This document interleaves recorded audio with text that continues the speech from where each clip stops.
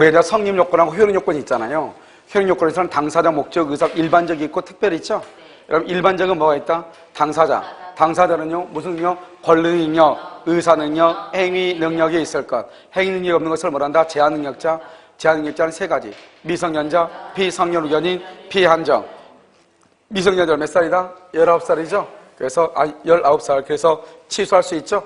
그 다음에요 우리는 목적은요 네 가지. 첫 번째보다 확정, 가능, 적법, 사회적 타당성. 그 다음에요 비지표시, 의사표시는 107조, 108조, 109조, 110조. 그 다음에 뭐가 있냐면 특별이죠. 특별은 네 가지. 뭐가 있다? 대리권, 토지거래 허가, 그 다음에 조건, 기한이 있다. 아시겠죠? 이 정도만 아시면 되고요. 그 다음에 이제 우리가 뭘 보냐면 우리가 목적부터 우리가 공부를 한단 말이죠. 목적이요. 그래서 목적은 첫 번째 뭐냐? 확정돼야 되죠. 목적은 확정 언제까지? 계약 체결 시간이죠. 언제까지? 이행기까지. 목적의 가능과 적법은 어떻게 구별한다? 사회 통념.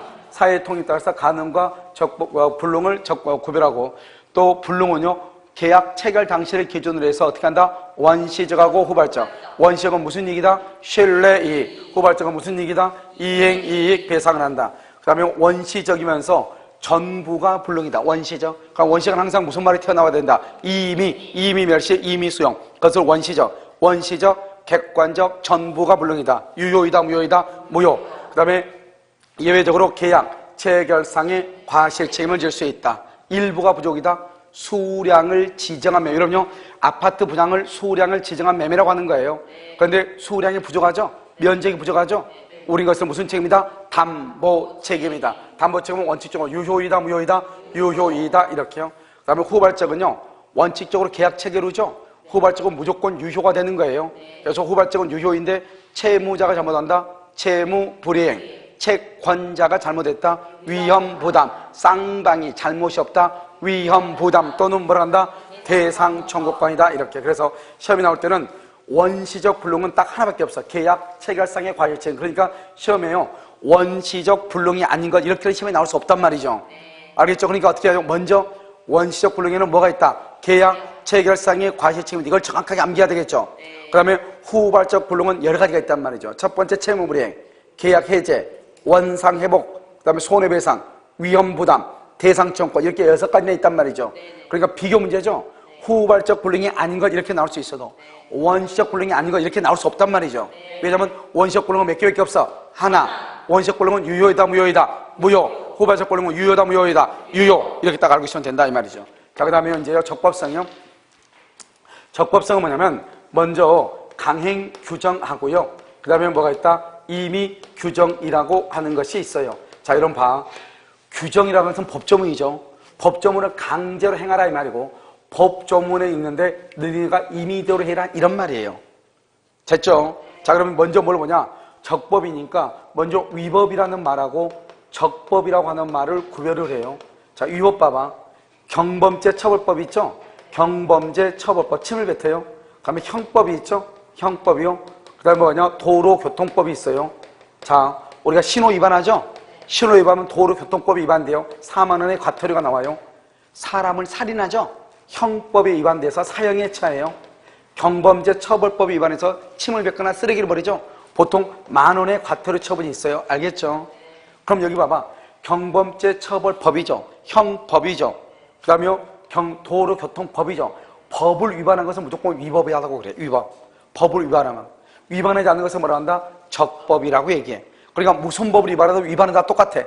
내가 극단적으로 설명을 해가지고 이러면 침뱉 만약에 위법이 다 똑같아. 법을 위반하면 다 똑같이 처벌받는다 해봐. 침을 뱉어도 그러면 경범죄 처벌법의 위반이야. 사람은 살인해도 똑같이 위반이야. 그래서 법이 위반해서 다 똑같이 처벌한다 그러면은 침 뱉는 게 낫겠어? 극단적으로 사람 죽여보는 게 낫겠어? 극단적으로 얘기하면은 사람 죽여보는 게 낫겠죠. 아니 침 뱉어도 위법이라고 하고 사람 죽여도 위법이라고 하면 그러면 기왕이면 사람 죽이는 게 낫겠죠. 그렇잖아요. 아니 극단적으로 얘기해서 그런데 왜 우리는 사람을 죽이지 않냐 이 말이죠. 왜? 법을 위반하면 어느 법을 위반하든 법을 위반한 것은 다 위법이라고 그래요. 알겠죠? 어느 법을 위반하든. 그런데 처벌은 달라. 처벌은 불법의 양에 따라서 달라져.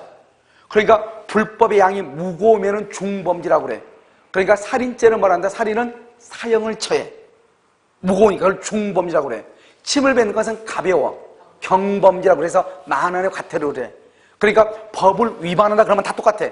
무슨 법을 위반하든 다 똑같아. 법을 위반했다 이 말이죠. 그런데 처벌이 달라지죠. 그러니까 처벌이 달라지니까 우리는 사람을 살인한다 안 한다? 안 하죠. 그럼 사람을 살인하려면 어떻게 해야 되냐? 따져봐야 돼. 경우의 수를. 왜? 내가 사람을 살인하고 이놈을 죽이고 깜빵에 들어가서 평생을 썩을 것인가? 그렇지 않으면 내가 그냥 깜빵 평생 썩는 것은 도저히 안 될 것 같아. 아무리 이놈이 미워도. 그러면 폭행 한 번 하고 말 것인가? 이걸 판단을 해야죠. 폭행을 할 것인가? 살인할 것인가? 그럼 어떻게 돼요? 폭행하면은 좀 많이 사면 한 1년 이하로 산단 말이죠. 그러면 1년 동안 내가 저놈 한번 실컷 두들겨 패고 살다 나와야 되겠다. 이렇게 하는 것은 용서가 될 수 있어도 그 뭐면요, 사람을 살인하고 평생을 썩는다 그러면 안 되잖아요. 그럼 어떤 사람은 살인하는 사람이 있죠. 그 사람은 뭐냐면 자기가 맞바꾼 거죠. 자기의 인생하고. 나는 저놈 죽이고 평생 살겠다. 이게 평생 사는 것이 더 사람 이놈 죽이지 않는 것보다 더 이것이 못 참는 거란 말이죠. 알겠죠? 그러니까 어떻게 사람을 살인할 수밖에 없는 거죠. 이건 경우의 수를 자기가 판단하는 거죠.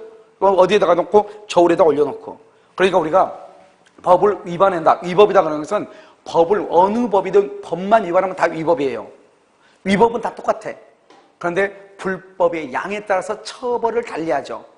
무거운 것은 어떻게? 무겁게 중범죄, 가벼운 것은 어떻게? 가볍게 처벌하는 거, 경범죄라고 하는 거예요. 무슨 말인지 알겠죠? 그러니까 우리는 사람을 살인하지 못하는 이유는 위법 때문에 살인하지 못하는 것이 아니고 뭐 때문에? 불법의 양, 불법 때문에, 처벌 때문에 못하는 것이죠. 이해됐죠 지금? 자 그러면요, 우리가 적법이라는 것은 법을 위반하지 않아야 된다 이 말이죠. 근데 그 법에는 강행이 있고 임의 규정이 있다 이 말이죠. 자 그러면요, 우리가 이제 모텔 있죠. 모텔에 들어갈 때는요, 이러면 어떻게 하죠? 모텔에 가지 마. MT라고 그래요. MT. 알겠죠? 그럼요, 모텔에 들어갈 때는 얼마 내죠? 얼마? 5만 원 내. 5만 원. 알겠죠? HOT. 호텔 들어갈 때 얼마 내? 20만 원 낸다 이 말이죠. 그러면요, 모텔은 들어갈 때 내요? 나올 때 내요? 들어갈 때 내. 들어갈 때 내. 모텔은. 호텔은 원칙적으로 호텔은 5천 호텔은 언제 나와요? 체크 아웃 할 때. 나올 때 돈을 낸단 말이죠. 보통 이제 들어갈 때 내는 경우도 있지만, 알겠죠? 보통 이제 나올 때 내고, 여기 호텔은 모텔은요, 들어갈 때 낸단 말이죠. 그거 왜 그런가 이게? 우리 민법에는 뭐라고 되어 있냐? 민법에는 차임 있죠. 월차임, 월세 있죠. 방을 이용하는 세금, 세. 그 세는 어디 되냐? 차임은 후급이었죠. 후급. 나올 때 내는 게 원칙이란 말이죠. 그런데 때로는요, 들어갈 때 내야 된다 이 말이죠. 그러니까 왜 그러냐 봐. 우리 민법에는 차임은 후급이다. 나올 때 낸다. 이렇게 돼 있단 말이죠. 그런데 다른 데는요, 여기 보면 모텔은요, 들어올 때 돈 내려야 하잖아. 들어올 때. 이거 왜 그러는가 이 말이죠. 자, 지금부터 봐. 왜 그러느냐? 여기요, 강행 규정이라는 것하고 임의 규정이라고 하는 것 두 가지가 있죠. 두 가지가 있죠. 그럼 뭐냐면 우리가 이 법조문이 민법의 법조문이 규정이란 말이죠. 이 규정을 강제로 행해라. 반드시 나올 때 돈을 받아라. 그럼 무조건 나올 때만 돈을 받아야 돼요.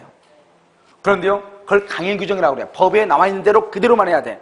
그 다음에요, 임의 규정이라는 것은 뭐냐? 우리가 하나의 뭐라다? 범위를 정해놨다. 이 범위. 그러니까 우리 사회 구성원들이 지켜야 될 규율을 법이라고 하는 거잖아요. 하나의 구조, 규율을, 범위를 정해놨으니까 이 범위 안에서 당신네들 마음대로 하라 이 말이죠. 우리가 하나의 범위를 정해놨으니까 후급을 하든지 선불로 하든지 그러면 공짜로 또 돈 받지 말든지 니네 알아서 하라 이 말이죠. 그것을 우리 뭐란다? 임의대로 해라, 임의 규정이라고 하는 거예요. 그러니까 법조문에는 A는 B라고 되어 있다. 반드시 A는 B가 돼야 된다. 무슨 규정? 강행 규정. 알겠죠? A는 법조문에 A는 B라고 되어 있단 말이죠. 그런데 반드시 A는 B가 아니고 A는 B가 될 수도 있고 C가 될 수도 있고 A는 A이다.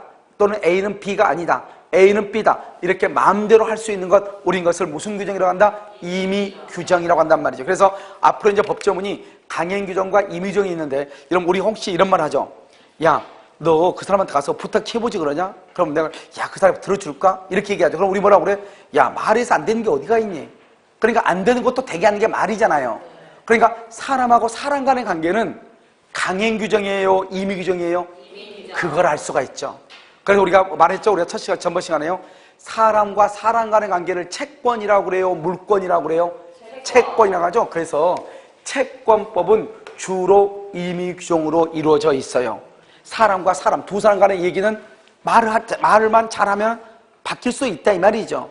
그런데 사람하고 물건은요, 대화할 수가 있어 없어? 극단적으로 없죠. 그러니까 법에서 일정한 범위를 정해놔야 돼요. 그래서 여러분요, 물권법 있죠? 물권법은 무슨 규정이다? 강행 규정이다 이 말이죠. 채권법은 무슨 규정이다? 임의 규정이다 이 말이에요. 여러분 지금 이해됐나요 지금? 오케이. 자 그럼 봐요. 강행 규정은요 어떻게 되냐? 강행 규정은 효력 규정하고요, 효력 규정, 그 다음에요 단속 규정으로 이루어져 있어요. 법 규정이죠. 효력하고 단속하고 이 두 가지를 지금 비교하잖아요. 시험에 나올 때 어떻게 나와요? 다음 중에서 강행 규정이 아닌 것은 이렇게 나와. 그럼 뭘 찾아라? 임의 규정을 찾아라. 임의 규정은 여러분들이 지금 암기하지 않아도 나중에 우리가 채권법이라는 것을 배운단 말이죠. 그러면 그 채권법의 규정이 무슨 규정이다? 임의 규정이니까 다 찾을 수 있어요. 그 다음에 이 두 가지요, 효력 규정이 아닌 것 항상 이렇게 나와. 단속 규정이 아닌 거 이렇게 안 나와. 왜냐면 단속 규정 몇 개 안 되거든. 알겠죠? 효력 규정이 아닌 것 이렇게 나온단 말이죠. 그러면 우리가요 효력 규정하고 단속 규정은 또 어떻게 구별하냐? 효력 규정을 위반하죠. 법을 위반하죠. 법을 위반하면 처벌받아야 돼, 안 받아야 돼? 그러면 공법하고 사법하고 우리가 얘기를 했는데 공법하고 사법하고 혹시 구별이 돼요? 공법하고 사법하고. 자 어떻게 하죠? 공법은 어떤 관계다?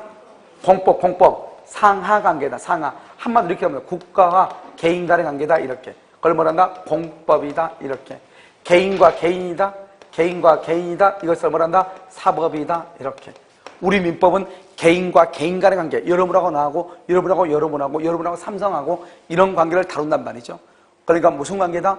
사법관계다 이런 말이죠. 사법관계다. 이해됐죠 지금? 자 그럼 다시 국가하고 개인 간의 관계는 무슨 관계다? 공법이다. 개인과 개인을 뭐다? 사법이다 이 말이죠. 그럼 여기 보면 공법은 봐봐. 법을 위반했으니까 위반했으면 처벌을 받아야 돼, 안 받아야 돼? 그러니까 공법상으로는 다 처벌을 받는 거예요.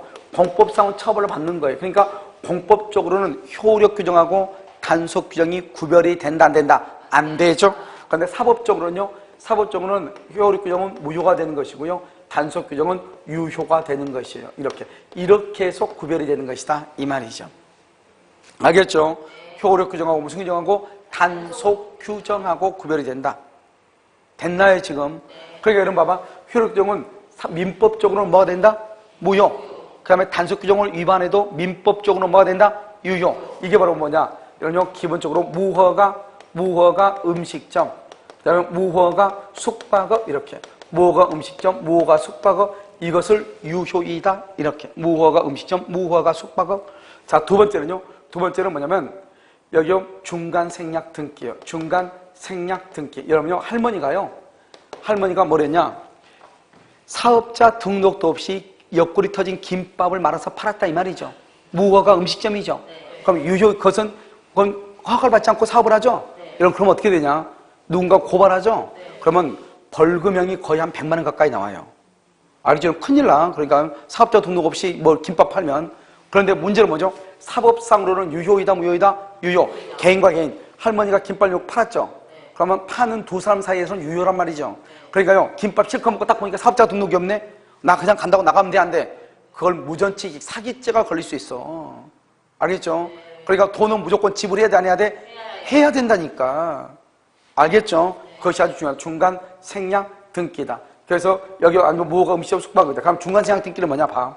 갑이라는 사람의 집을요, 갑이 을하고 계약을 하죠. 그럼 을은 뭐를 해야죠? 등기를 해야 되죠? 그러면 또 뭐를 낸다? 취득세를 내죠. 등기비용 취득세. 을이 이걸 또 병한테 팔아. 그럼 병한테 팔면 또 뭐가 나온다? 양도세가 또 나올 수 있죠? 세금이 뭐죠? 1억 원에 샀다가 1억 1,000만 원에 팔면은 양도세가 한 500 정도 나오잖아요. 양도세가 또 나온단 말이죠. 그러니까 이 을은 등기비용 내죠. 취득세, 양도세 하면 남는 게 하나도 없잖아요. 그러고 한다? 자기는 등기한다, 안 한다? 안 하죠. 안 하고 갑한테 부탁해서 직접 병한테 등기해달라고 그래. 중간에 있는 사람의 등기가 생략돼 있다. 중간 생략 등기라고 그래. 알겠죠? 이것은 유효이다, 무효이다? 유효이다. 사법상으로는 유효이다. 그런데 형사처벌은 받아 안 받아? 받는다. 형사처벌은 받지만 사법상으로는 뭐가 된다? 유효. 그래서 갑이 병한테 등기를 해주죠. 등기해주면 병이 뭐가 된다? 소유자가 된다 이 말이죠. 이걸 중간 생략 등기다. 이건 암기해야 돼. 알겠죠? 그 다음에 사법상으로는 무효죠. 무효인 것은 여러 가지가 있죠. 여러 가지 있는데 첫 번째요, 토지거래 허가. 토지거래 허가를 받지 않으면 무효가 돼요. 그러니까 명의신탁, 등기 명의를 다른 사람한테 맡긴다면요, 명의신탁은 실명법 4조에 보면 뭐라고 되어 있냐? 무효라고 돼 있어. 그 다음에 명의대여. 그럼 여러분 이게 문제죠. 명의대여요. 그럼 명의대여만 하지 않으면 공중개사가 이번에 여러분요 원주에 보니까 DM 발송하려고 원주시 전체요 문막까지 가서 다 보니까요 한 600개 정도가 돼요. 중개업소가요. 제가 처음에 왔을 때 얼마였냐면 작년 재작년에 500개였거든요. 500개 정도요. 500개 좀 넘었는데요. 아마 1년 사이에 한 7, 80개, 한 100개 가까이 늘어난 것 같아요. 알겠죠?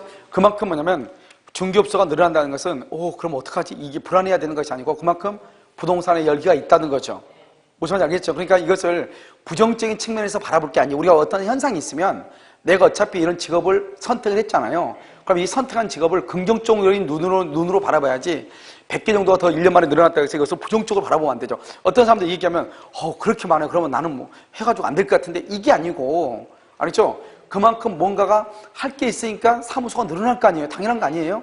그러니까 여러분 보면 강원도에서는 유일하게 중개업소가 늘어나고 있는 것이 원주고 그다음에 여러분 보면 이제 요즘은 이제 속초 쪽이 토지 쪽 있죠. 토지가 좀 많이 속초 알죠? 속초가 이렇게 발달이 하고 있고 왜냐면 지금 거기가 이제 KTX하고 뭐 고속도로 있죠. 이런 것 때문에 속초 양양 이쪽으로 조금 뜨고 있는데 사실 그쪽이 떠봤자 원주에 아마 반밖에 안 될 거예요. 왜냐면 거기하고 원주는 수도권에서 거리가 차이가 너무 많이 나죠.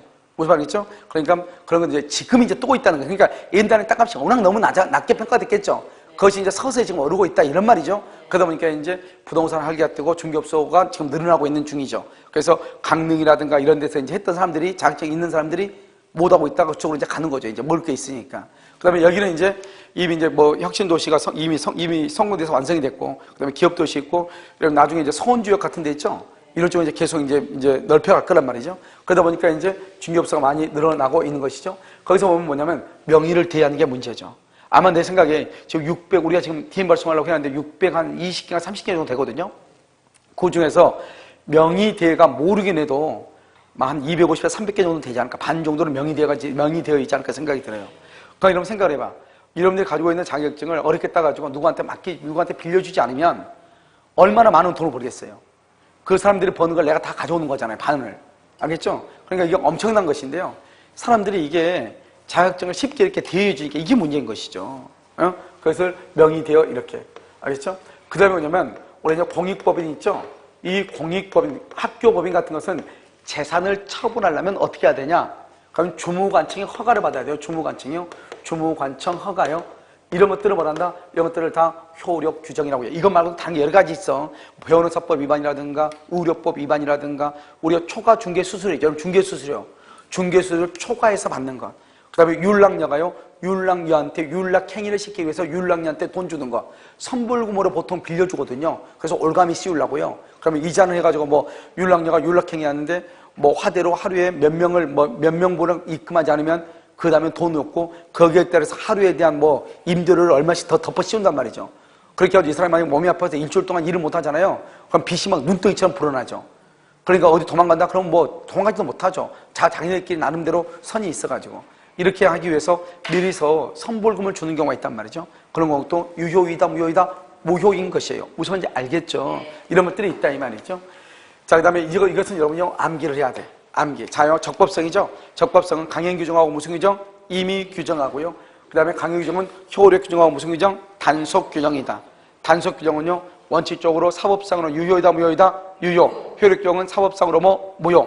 그 다음에 단속 규정 세 가지를 알아야 되죠. 무허가 음식점, 숙박업. 다시. 무허가 음식점, 숙박업. 숙박업은 여러분 우리 시험에 2번이나 나왔어.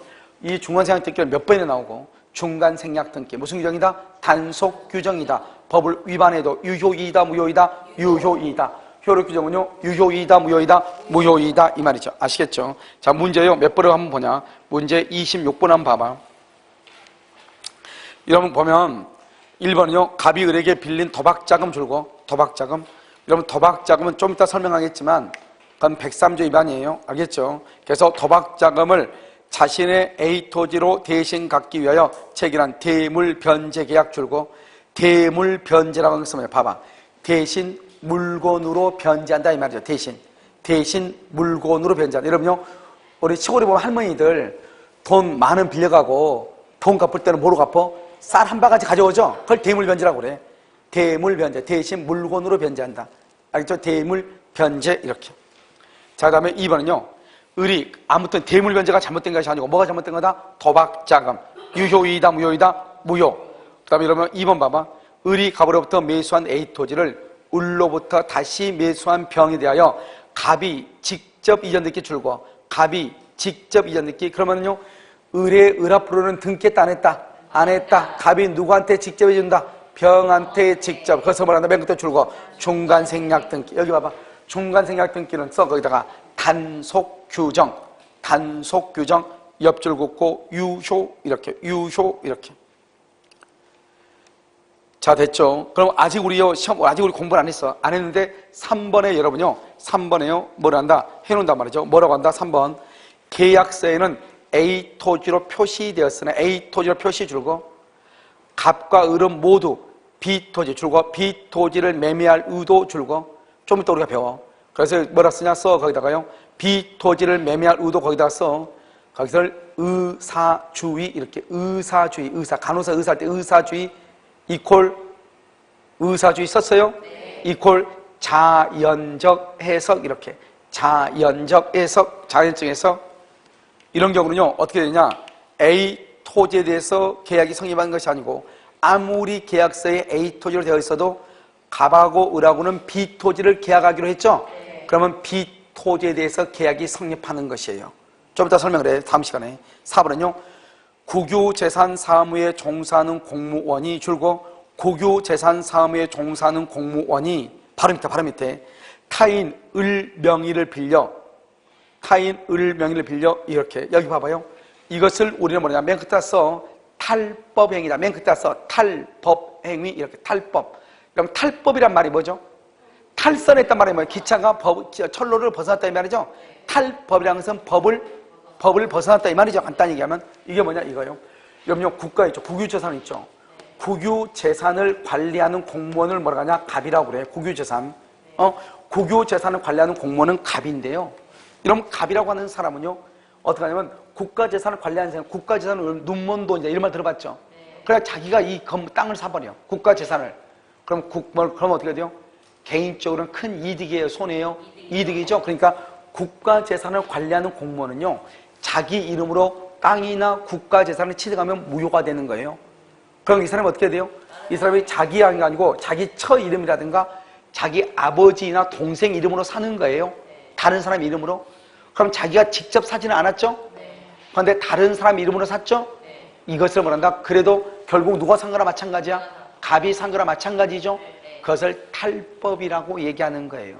탈법이라고 썼어요? 써 거기다 이퀄 해가지고 강행규정에 간접적 위반 이렇게 강행규정의 간접적 위반이에요. 만약에 자기가 직접 자기 이름으로 사면은 직접적 위반이에요. 그런데 남의 이름으로 샀으니까 간접적 그것을 탈법이라고 그래요. 자기가 직접 위반하면 그냥 법을 위반했다고 하죠. 알겠죠? 불법을 저질렀다고 하죠. 그런데 자기가 마치 하지 않은 것처럼 남의 이름을 빌려서 하는 거죠. 그것을 뭐라고 한다? 탈법이다 이렇게. 유효이다 무효이다 무효 이렇게. 자, 그 다음에 5번은요. 조합의 조합장 줄고요.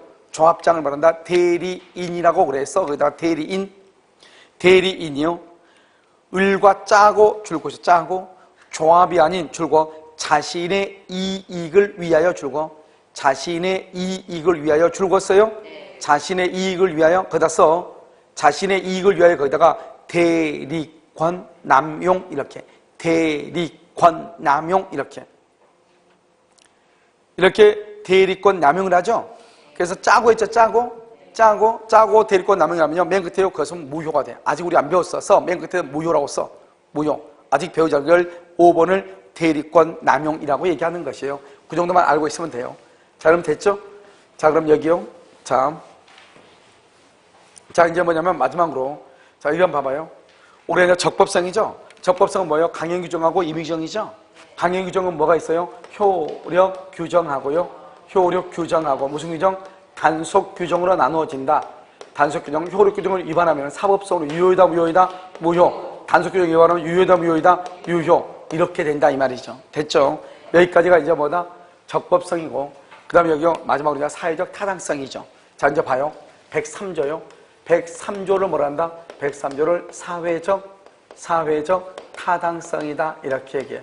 올해 이게 시험이 안 나왔어. 그래서 내년에는 무조건 시험이 나올 거예요. 알겠죠? 계속 몇 년 나오다가 올해만 안 나왔단 말이죠. 내년에는 무조건 나와. 사회적 타당성을 뭐라고 표현하냐? 선량한 풍속, 그 다음에 기타 사회 질서, 사회 질서에 위반되죠. 위반되면은 유효이다, 무효이다 이렇게 위반되면은 무효예요. 그럼 우리가 이제 무효에는 두 가지 유형의 무효가 있어요. 한번 볼까요? 우리가 이제 무효는 저렇게 강행법규에 위반되면은 무효가 된단 말이죠. 그래서 여러분요, 우리가 이제 강행법규라고 얘기하죠. 강행법규에 위반이 되죠. 위반이 되면은 뭐가 된다? 무효이죠. 그럼 무효인데 이 무효가요. 지금 여기는 103조죠. 103조와 관련이 있어가지고 무효가 된 경우 있고 103조와 관련이 없이 무효가 되는 경우 두 가지가 있다 이 말이죠. 103조와 관련이 있어가지고 무효가 되죠. 무효. 그러면 항상 한 세트야, 세트. 우리 여러분 보면 세트맨이라는 말 들어봤죠. 거기 보면 746조 불법 원인 급여라고 해가지고요. 이것은 뭐를 못한다? 반환을 청구할 수가 없어요. 반환을 청구를 못해. 그럼 여기는요, 103조하고 관련이 없죠. 그러면 746조 불법 원인 급여이다 아니다? 불법 원인 급여이다 아니다? 불법 원인 급여가 아니에요. 그러면 뭐다? 반환을 말 수 있다? 청구할 수 있다? 없다? 반환을 청구할 수 있다. 이러면 생각을 해봐. 계약이 무효라잖아요. 계약이 무효면 다 돌려받아야 되겠죠? 그런데 돌려받지 못하는 경우가 있어. 이 무효가 103조하고 관련이 있어가지고 무효가 되면 반환을 청구를 못한단 말이죠. 그래서 우리가 103조를 배우는 것은 뭐냐면, 둘이 계약이 됐는데 계약이 무효라잖아요. 무효면 다시 다 돌려주고 돌려받아야 되죠. 무효니까. 그런데 무효인데 돌려받지 못하는 경우가 있다 이 말이죠. 103조하고 관련이 있을 때만 그렇다 이 말이죠. 그런데 이런 봐봐. 그러면 우리가 어떤 경우가 103조와 관련이 있는 무효인지 103조하고 관련이 없는 무효인지를 알아야 될 거 아니에요. 이게 중요하단 말이죠. 그러면 여기 봐봐. 선량한 풍속 기타 사회 질서란 말이 뭐냐? 여기 기타란 말이 있죠. 그럼 여기를 A라고 하고 여기를 B라고 한단 말이죠. 그러면 이러면 A하고 B의 차이는 뭐냐? 지금부터 설명을 해. 우리가 국어 문법적으로 보면 A, 기타, B죠. 그러면 A가 더 넓은 개념이에요? B가 더 넓은 개념이에요? 이걸 알아야 돼. 국어 문법적으로. 어디가 더 넓어? 여기 봐봐. 이걸 사자. 그 다음에 호랑이 이렇게 얘기해. 호랑이. 사자, 호랑이, 기타, 육식동물 이렇게. 육식동물은 사자하고 호랑이밖에 없어요? 아니요. 뭐가 있죠? 사자도 있고 호랑이 있고 치타도 있고 표범도 있고 곰도 있고 뭐 늑대도 있고 다 있죠? 너무 많으니까 다 쓸 수 없잖아요. 그러니까 두 개만 써놓고 기타, 육식동물 그러면 여기가 더 크다 이 말이죠. 그러니까 사회 질서란 말이 선량한 풍속보다 더 크다 이 말이죠. 결국 사자나 호랑이는 육식동물에 들어가죠? 결국 이 사자, 호랑이, 기타, 육식동물 그 말은 육식동물은 이 말이잖아요. 그러니까 선량한 풍속, 기타, 사회질서 이 말은 사회질서 위반 이반이란 말이죠. 그럼 여러분 나중에 보면 뭐라고 나오냐 이렇게 나와.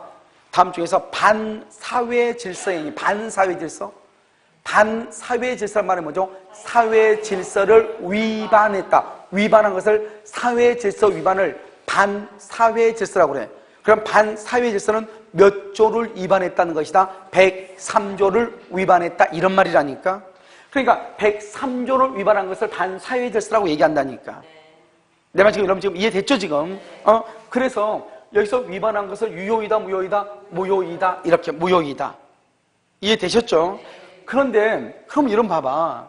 내가 그러면 사람들이 뭐랬어? 그럼 선량 풍속 기타 사회질서가 뭐예요 도대체? 이렇게 물어보니까 사회적 타당성이다 이렇게.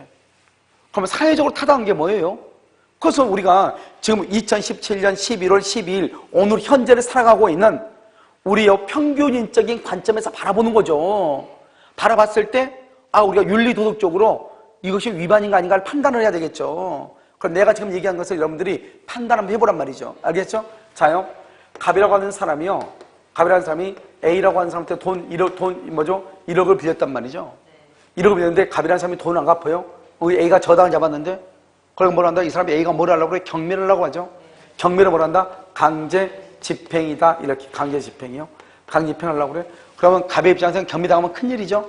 그러니까 재산을 빼돌려야 되겠죠. 그래서 갑이 어떻게 돼요? 갑이 자기 친구 을하고 짜고요. 가장매매. 가장매매를 뭐라냐? 거짓말로 매매했다 이 말이죠. 그래가지고 이 을한테 등기를 빼돌린다 이 말이죠. 거짓말로 매매했죠. 강제 집행을 뭐하게 해서 면탈한 경매를 당하지 않기 위해서죠. 이러면 갑의 입장에서 경매를 당하지 않기 위해서 자기 재산을 빼돌렸죠. 이것은 공공이익, 즉 국가 이익을 위한 것이에요. 갑 개인의 이익을 위한 거예요. 갑 개인의 이익을 위한 거죠. 이것을 뭐라 한다? 이것을 사익이다 이렇게 얘기한단 말이죠. 그런데 우리 민법에는 뭐라고 되어 있냐? 108조에 허위 표시라고 돼 있어. 허위 표시. 두 사람이 짜고 거짓말로 매매를 하죠. 이것을 뭐라 한다? 허위 표시라고 그래. 허위 표시. 허위 표시는 유효이다, 무효이다, 무효이다. 그래서 을 앞으로 되어 있는 등기도 유효이다, 무효이다, 무효다. 이 사람이 소유자다, 아니다? 아니란 말이죠. 법에 이렇게 나와 있단 말이에요. 그러니까 무효는 무효인데 이놈이 103조하고 관계가 있는가? 그럼 이런 딱 봤을 때요. 경매를 당하지 않기 위해서 갑이 재산을 을한테 빼돌렸죠. 그것은 사회적으로 봤을 때 타당성이 있어, 없어? 있어? 없잖아요. 사회적 타당성이 분명히 없죠.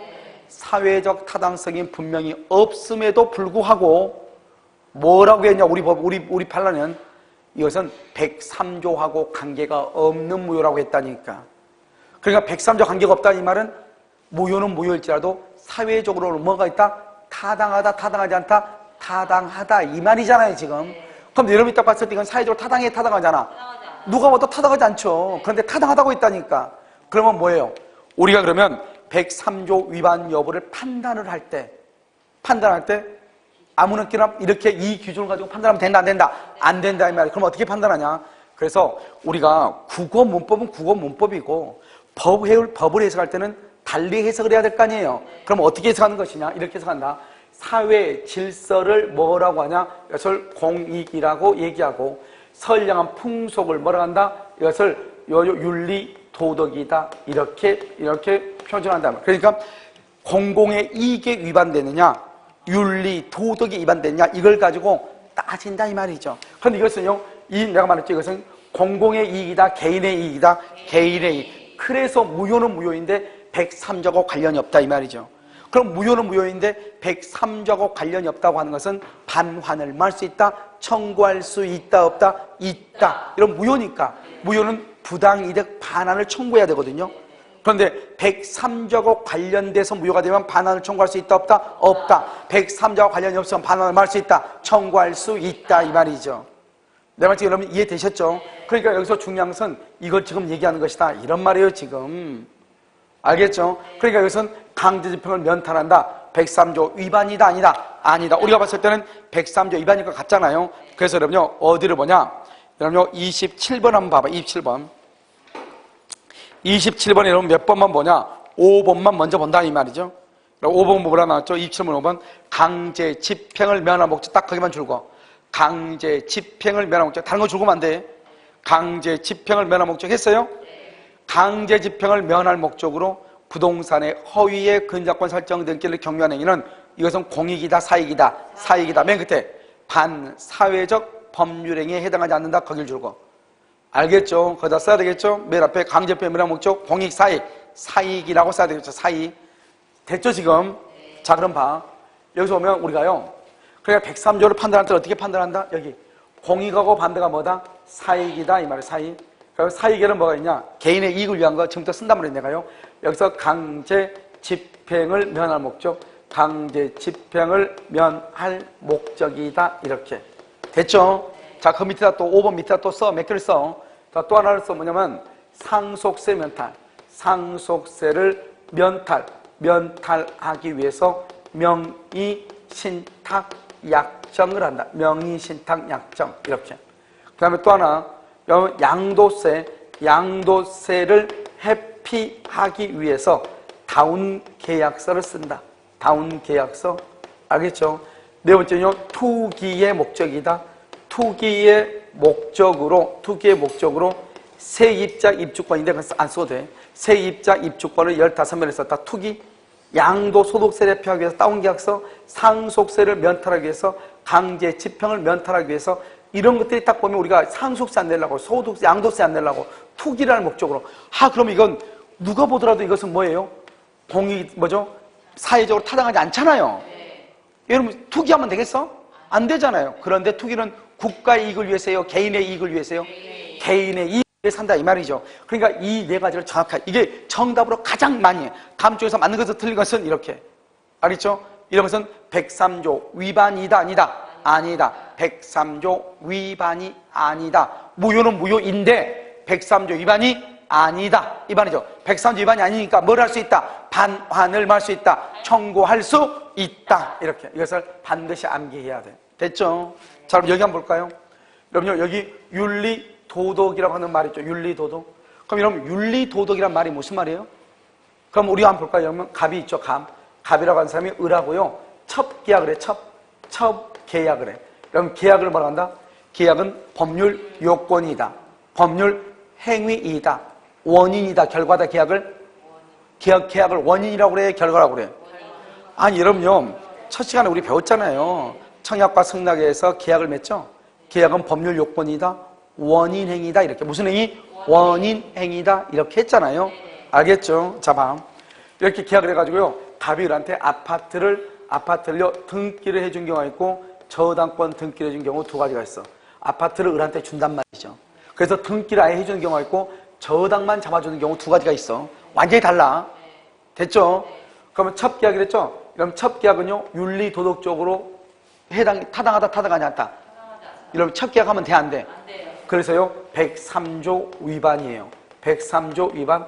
그럼 103조 위반이면은 유효이다, 무효이다? 무효예요. 103조 위반 유효이다, 무효이다? 무효예요. 무효. 그럼 봐봐. 내가 뭐라고 했냐까? 103조의 위반이면은 한 세트라고, 한 세트. 103조는 한 세트라고. 103조 위반은 무조건, 이거 암기해야 돼. 세트 메뉴니까. 103조 위반이다. 746조 불법 원인급여다. 암기 다시. 몇 조 위반? 103조 위반은 746조 불법 원인급여. 불법 원인급여다, 이 말이죠. 알겠죠? 불법 원인급여이다. 그래서 여기 무효이죠? 그래서 무효가 되면 몇 조다? 746조 뭐가 된다? 불법 원인급여가 돼. 불법 원인급여. 그래서 반환 청구가 된다, 안 된다? 반환 청구가 돼, 안 돼? 안 된다. 반환 청구가 안 된다, 이 말이죠. 이게 세트 메뉴라니까. 그럼 여기에서 봐봐. 불법이란 말하고 원인이란 말하고 급이란 말이 무슨 말인가 알면 되죠. 103조에 위반되는 것은 무조건 앞으로 불법이라고 그래. 앞으로 여러분요, 민법 총칙이 있죠. 민법 총칙에서 우리가요, 권리, 그 다음에 뭐라고 한다? 권리, 의무라고 한다고 그랬죠? 채권법에 보면 권리를 뭐라고 한다? 채권. 의무를 뭐라고 한다? 채무라고 한다고 했죠. 우리가 이제 민법 총칙에서 불법이라는 말이 계속 나와. 불법 조건이다. 불법이다. 불법이다. 몇 조 위반을 불법이라고 한다? 103조 위반을 불법이라고 그래.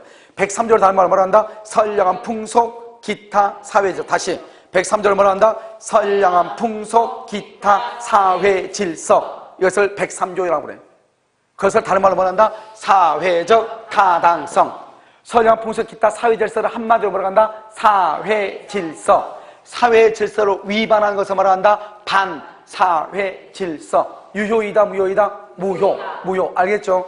그런데 여러분요, 지금은 우리가 이제 설명하기 좀 그런데 그냥 103조 위반으로 무효는 3대 원칙이 여기 나와.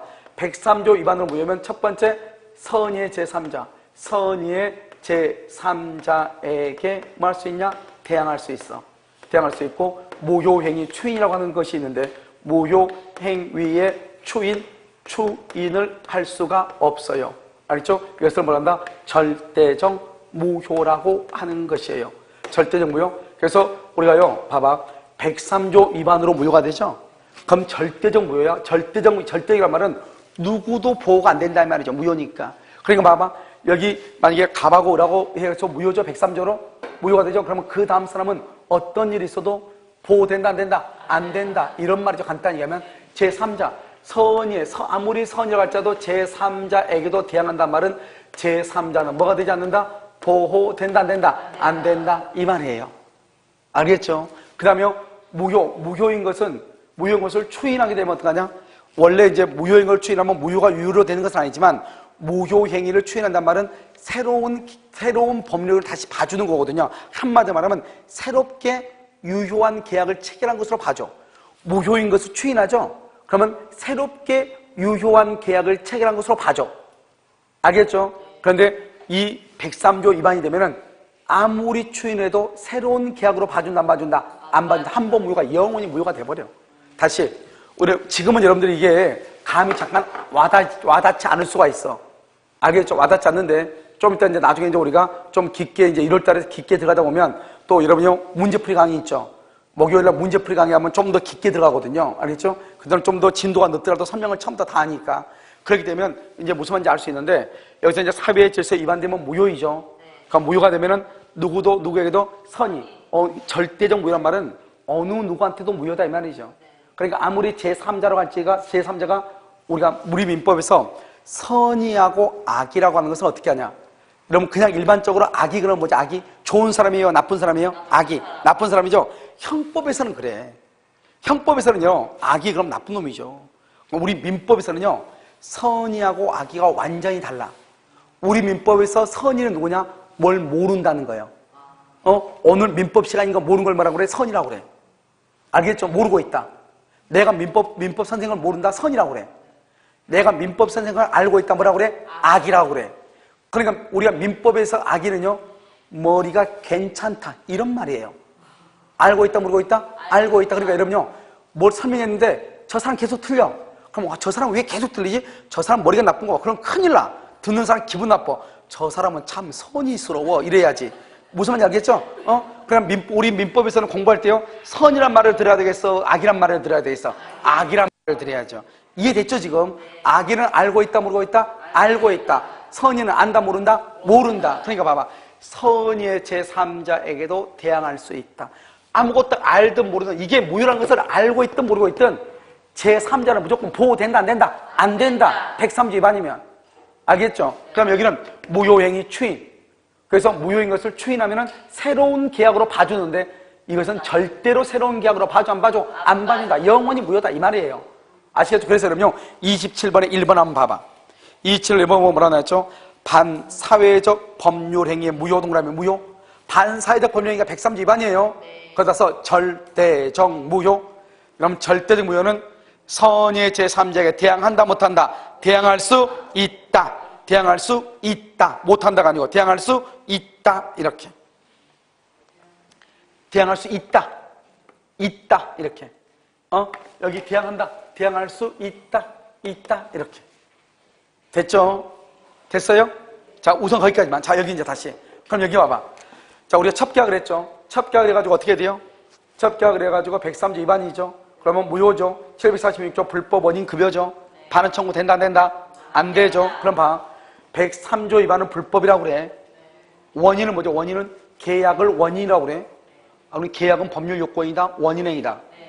자, 청약과 승낙의 합의에서 계약이 이루어진다. 계약을 뭐란다? 법률 요건. 다른 말로 뭐라 한다? 원인이다. 그 다음에 급여죠. 급여는 갑일한테 아파트를 아파트를 줬다. 그걸 급여라고 그래. 그러니까 첩계약을 해가지고 아파트를 주면은 반환 청구를 못 하는 거예요. 그러니까요, 갑이요, 을한테 아파트를 등기를 줬죠?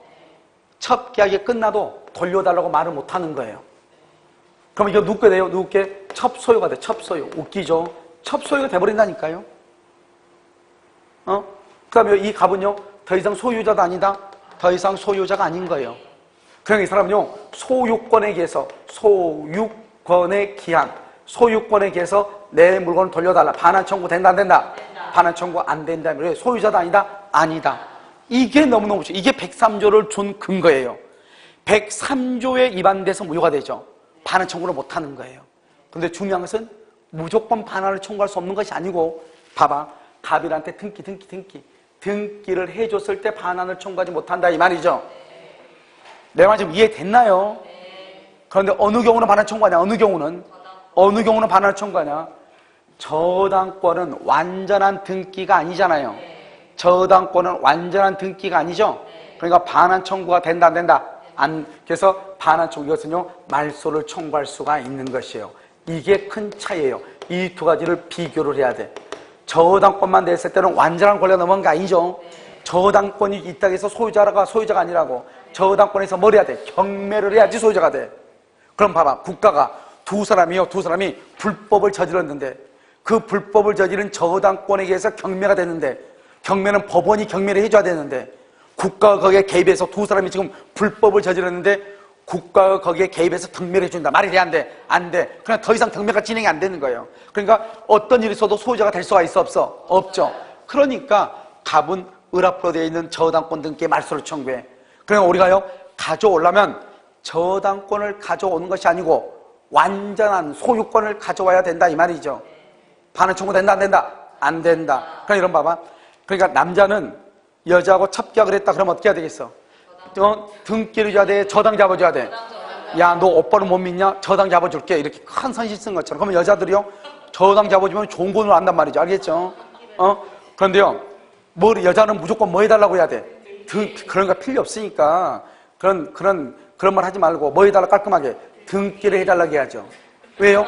그래야지 돌려줘 안 돌려줘? 안 돌려줄 거 아니에요. 무슨 되게 중요하다니까요. 아니 내가 첩이 되면은 안 되겠지만 어떻게 하다 보니까 잠자고 일어났더니 첩이 돼 있어. 그럼 어떡할 거야? 그럴 수 있잖아요. 그러면은 뭐 해달라고 해야 돼? 무조건 동사는 인도받아야 돼. 동사는 넘겨받아야 돼. 동사는 넘겨받아야 돼. 준다고 말하면 안 돼. 넘겨받고 부동산은 무조건 뭘 해야 돼? 등기를 가져와야 돼. 무슨지 알겠죠? 아주 중요해. 알겠죠? 그래서 중요하다. 여기다가 저당권 다 있으면 말소 청겨버릴 수 있어. 갑이. 그러니까 이런 데에 대해서 도통한 사람들은 뭘 해주겠어? 저당권 해주겠죠. 알겠죠? 이런 거에도 도통한 여자는 뭐 해달라고 하겠어?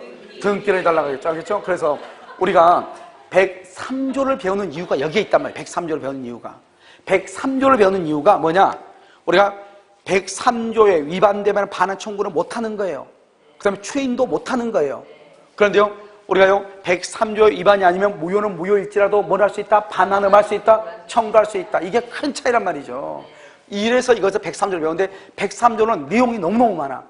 내용이 너무 많아만 아는데 이 내용을 다 하나하나를 다 할 수는 없단 말이에요. 그래서 여러분요, 27번에 2번 봐봐. 첩계약의 대가로 받은 아파트 소유권을 이전하여 주었다 줄고, 소유권을 이전하여 주었다 이퀄 등기. 소유권을 이전해 줬다는 것은 등기를 줬다 이 말이죠. 맨 끝에 반환을 청구할 수 있다 없다? 없다. 등기 좀 반환 청구 옆줄 긋고서 저당권 등기는 말소 청구 가능. 저당권만 등기하면 뭐 할 수 있다? 말소를 청구할 수 있다. 3번은요, 반사회적 법률. 반사회적이 뭐라고 그랬어? 103조 위반이죠.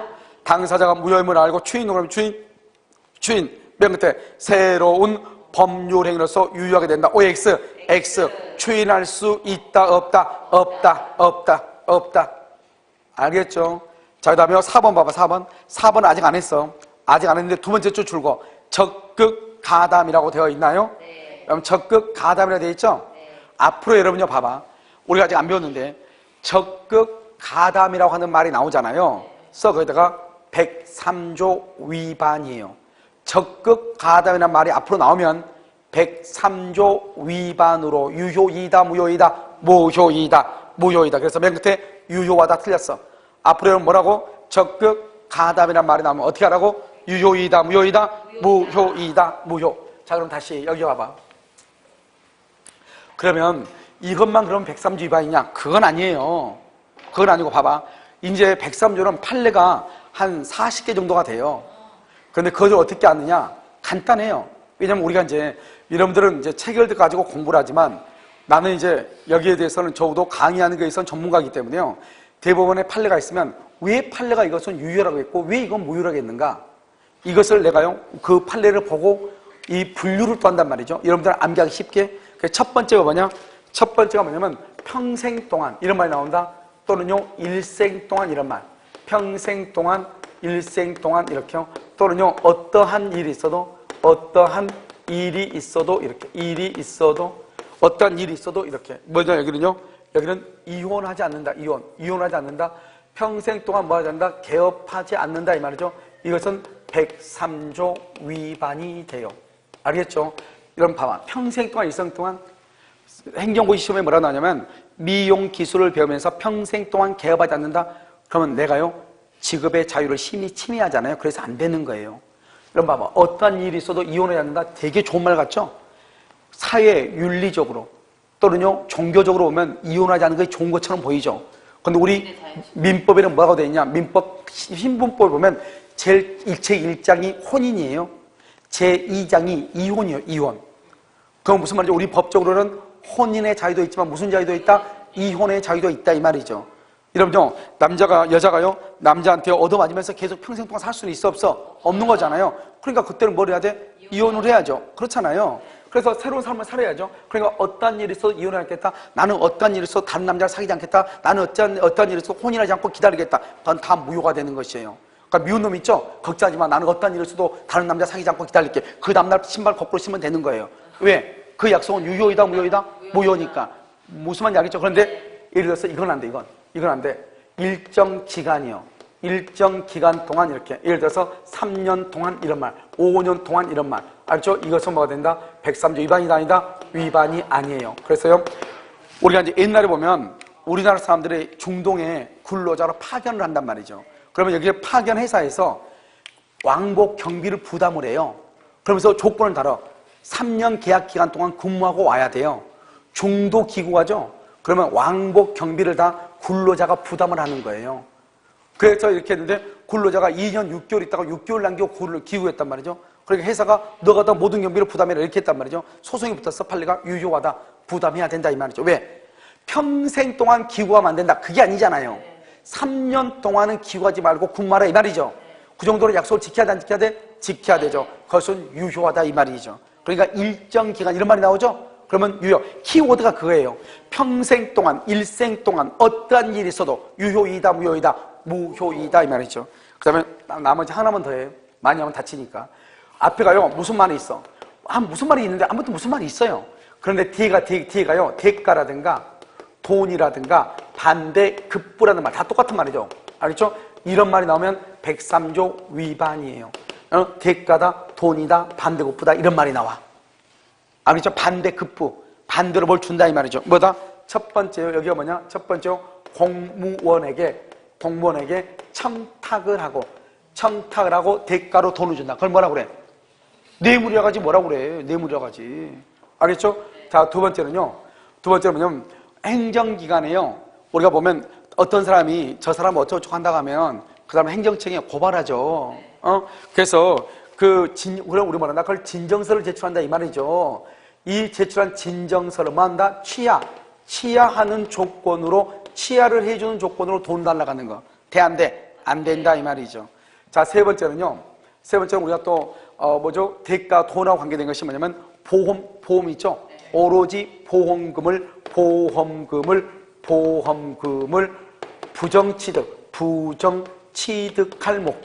부정취득할 목적으로 보험을 드는 거야. 네 번째요, 도박자금 있죠? 도박자금도 돈이잖아요. 도박자금. 다섯 번째요, 수사기관에서 허위로 진술을 해주는 대가로 돈을 받기로 한 경우, 이런 것은 다 103조 위반이에요. 자, 다시 이건 여러분요, 기본적으로 아무것도 아니에요. 자연스럽게 안겨야 되는데 공무원에게 부정한 청탁을 하고 대가를 받기로 했다. 진정서를 취하해주는 조건으로 돈을 받기로 했다. 이런 거 보면 제일 많이 한 게 이거죠. 우리나라 사람들이요. 저 사람이 무슨 일 하고 있으면 진정서를 제출하죠. 그래가지고 이제 압박하죠. 잘못하다가 이러면요, 뭐가 되겠어? 공갈죄에 걸릴 수가 있어. 알겠죠? 그러니까 내가 잘못한 것은 행정청에 처벌받으면 되는 거죠. 그런데 그로 인해서 돈 받으면은 공갈죄가 될 수 있다고요. 돈 받는 사람은. 무슨 말이겠죠? 사람들이 그냥 더러우니까 그냥 물러나서 그렇지 잘못하면 큰일 나. 자, 그 다음에 보험금을 부정취득할 목적 이렇게. 도박자금 이렇게. 도박자금 빌려주는 거. 여러분 도박자금 빌려주면 받을 수 있어 없어? 없죠. 그런데 받을 수는 없죠. 법적으로. 민법적으로. 잘못하다가 묻힐 수가 있어. 알겠죠? 무슨 말이겠죠? 아무튼 그것은 또 법적인 문제가 아니기 때문에 조심해야 돼. 이해됐죠 지금? 오케이요. 수사기관에서요, 거짓말로 진술해주고 돈 받기로 하는 경우, 이런 경우는 뭐다? 103조 위반이에요. 이것과 비교를 해야 되는 게 뭐냐면, 그럼요, 증언이에요. 증언의 대가. 노태우의 비자금이요. 주지직을요 3억 주고 샀거든요. 3억 주고 주직을 샀어. 그 다음에요, 위약벌 약정이고요. 그 다음에 첩계약이죠. 아까 우리 첩계약했죠. 일부러 안 했는데, 첩계약에서 첩에 생활비를 주는 것하고요, 예, 악이에요. 양육비를 주기로 한 경우. 이런 봐봐요. 위약벌도 돈하고 관계되죠. 생활비 양육비도 돈이죠. 주지직을 3억 주고 산 거 돈이죠. 노트북 비자금 돈이죠. 증언의 대가 돈이잖아요. 그런데 어떤 경우는 103 위반이고 어떤 경우는 아니단 말이죠. 맞아. 증언의 대가가 통상적으로 용인된다. 용인, 이것은 위반이 아니에요. 위반이 아니에요. 그런데 초과한다. 초과, 이것을 위반이 돼요. 그러니까 내가 오늘 여기서 강의하지 않고 예를 들어서 여기 원주지법에서 누군가의 재판이 있는데 내가 대신 증언하러 간단 말이죠. 그럼 오늘 내가 강의 안 하죠. 그럼 여러분들이 나 와가지고 하고 나서 얼마나 욕하겠어요. 알겠죠? 엄청나게 욕하고 가고 그럴 줄 알았다는 둥, 처음부터 이상하다는 둥, 사기성이 있다는 둥, 별 소리 다 할 거 아니에요. 그럼 학원에서 월급 준다 안 준다? 안 줄 거 아니에요. 그러니까 그 정도는 내가 받아야 돼 안 받아야 돼? 받아야죠. 통상적으로 용인되는 이건 받았는데 만약에 그게 한 30만 원 해봐. 하루 강의 안 했을 때. 근데 300만 원을 받았다. 그 말은 그 사람은 정상적으로 증하러 가는 거예요? 위증하러 가는 거예요? 위증하러 갈 가능성이 많죠. 그래서 초과되는 것은 안 된다 이 말이죠. 주지, 비자금, 노트북 비자금은요, 비자금을 숨기기 위해서 임치, 맡기는 것. 은닉하기 위해서 이걸 다른 사람한테 맡겨. 쌍용그룹의 김성훈한테 200억을 맡겼거든요. 그 맡긴 것, 이것은 위반이 아니다 이 말이죠. 주지직을 3억 주고 샀어. 그러니까 안 되죠. 그런데 3억 주고 산 사람을 그 절에 주지로 임명했어. 주지 임명 행위. 그래서 위반이다 아니다? 위반이 아니다 이 말이에요. 주지로 임명했어. 위약벌 하죠. 여러분요, 아파트 분양받아 봤어요? 다 위약벌 약정이 있어. 위약벌 약정 원칙적으로 위반이다 아니다? 위반이 아니죠. 아닌데 이것을 현저하게 과다하다. 과도한 약정이다. 과도한 약정. 이것은 뭐가 된다? 위반이 된다 이 말이죠. 그 다음에 첩에 생활비나 양육비를 주는 거죠. 이것은 위반이다 아니다? 위반이 아니다. 왜? 첩한테 유리하잖아요. 그래서 괜찮은 것이에요. 그래서 우리가 첩계약은 무효죠. 첩하고 관계된 건 다 무효야. 예를 들어서 본처가 죽으면 호적에 입적시켜준다. 다 무효예요. 본처가요, 병원에요, 3년 동안 지금 계속 누워있는데 언제 깨어날지 몰라요. 근데 남편이 힘들어요. 그러니까 다른 여자하고 사는 것을 허락했어요? 첩을 두는 거 허락했어요? 그것도 무조건 본처가 아무리 사전에 승낙해도 그것은 다 불법행위가 되는 거예요. 다 위반이 되는 거예요. 첩이라는 말을, 첩 자체를 둘 수가 없기 때문에 첩이라는 말이 나오면 모든 것이, 온 동네가 다 무효예요. 그런데 첩은 딱 하나가 유효야. 첩한테 첩 계약을 그만둬. 첩 계약을 그만둬. 첩 계약을 해소, 첩을 그만두면서 생활비하고 양육비 주는 거. 첩 그만두는 거 좋잖아요. 그러면 첩이요, 가서 독립적으로 생활하려면 한 1년 정도 사회생활 하려면 뭘 준비해야 될 거 아니에요. 그동안 생활비하고 아기가 낳았으면 양육비 주는 거, 그건 좋다 이 말이에요. 첩을 그만두는 것, 생활비 양육비 주는 것, 그거 괜찮다 이 말이죠. 그 다음에 위약벌 약정은 과도하면 안 돼. 그래서 노트북 비자금 뭐죠? 주지직은요, 주지로 임명한 거 괜찮아. 그 다음에 노트북 비자금은요, 숨기기 위해서 은닉하는 거, 그건 괜찮아. 알겠죠? 은닉하기 위해서 남한테 맡겨놓는 거, 그건 괜찮단 말이죠. 비자금 걷는 거 돼, 안 돼? 안 돼. 지금 박근혜 비자금 다 걷는 걸 마찬가지죠. 그거 안 된단 말이죠. 그런데 그것을 다른 사람한테 맡겨놨어. 그 자체는 나쁜 게 아니다 이 말이죠. 자, 그 다음에 여기요, 증언의 대가. 통상적으로 용인되는 것 괜찮아. 그런데 용인되는 거 맞는 거 초과. 항상 시험은 여기서 나와. 증언의 대가가 통상적으로 용인되는지 여부를 불문하고, 용인되는지 여부를 불문하고 무효이다. OX, X.